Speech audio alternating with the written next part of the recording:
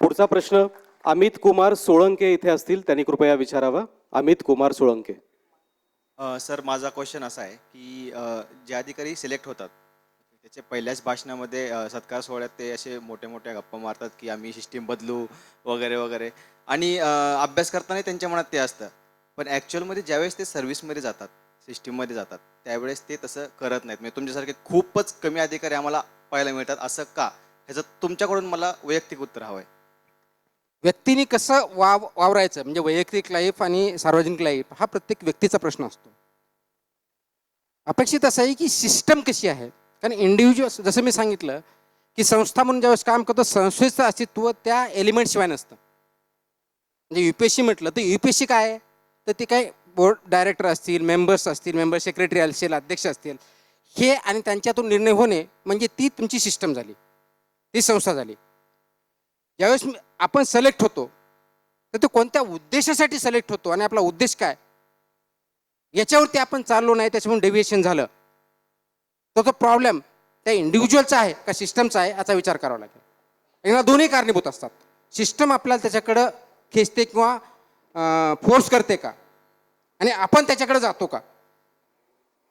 इथं काय येतं तर सिस्टमचं कॅरेक्टर आणि इंडिव्हिज्युअलचं कॅरेक्टर ह्या दोन गोष्टी महत्त्वाच्या असतात.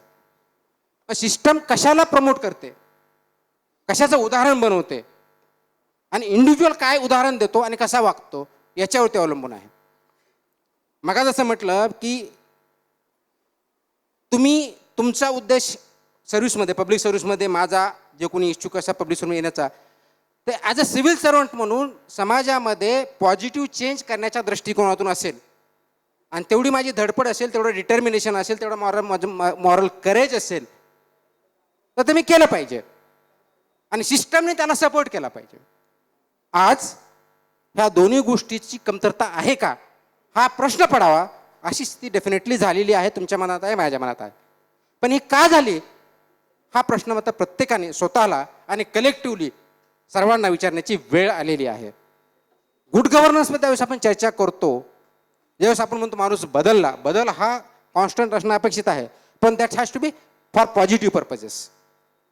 जर इन्सेंटिव्ह चुकीचं काम करण्याला, करप्शनला भेटत असेल तर करप्शन वाढेल. जर इन्सेंटिव्ह चांगलं काम करायला असतील, अवॉर्ड चांगल्या लोकांना भेटत असेल, आउटकम ओरिएंटेड काम करणारे असतील तर त्यांना भेटेल. आज ती परिस्थिती आहे का या प्रश्नाचं उत्तर मी देण्याची आवश्यकता नाही, हे आपल्या सर्वांना माहिती आहे. पण हे करेक्ट करण्यासाठी जसं मी सांगितलं, पार्टिसिपेशन ऑफ पीपल, ट्रान्सपरन्सी आणि outcome oriented, just not output, या पद्धतीने आपण काम करतोय का, ते कल्चर आपण बिल्डअप करतोय का वेगळ्या पद्धतीचं आपण कल्चर करतोय, याच्यावरती समाजानं विचार करण्याची गरज आहे.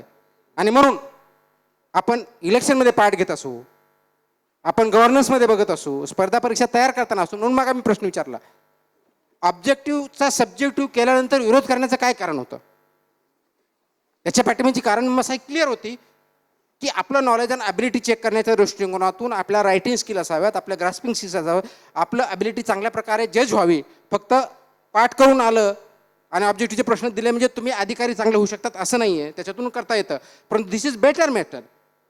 पण त्याला विरोध होतो का, शॉर्ट साइटेड गेम्स जास्त बघतो, लॉंग टर्म इम्पॅक्ट आपण बघत नाही. म्हणून कॉन्सिक्वन्स काय आहे, व्हिजन काय आहे हे जर बघितलं आणि त्या अनुषंगाने आपण कॅरेक्टर बिल्डिंगवरती फोकस केलं, both individual and societal level, तर हे प्रश्न तुम्हाला मला पडणार नाही. मला वाटतं आपण सर्वांनी मिळून हे कॅरेक्टर बिल्डिंगवरती काम करण्याची गरज आहे, इंडिव्हिज्युअल, सोसायटी आणि इन्स्टिट्यूशनल लेवलला.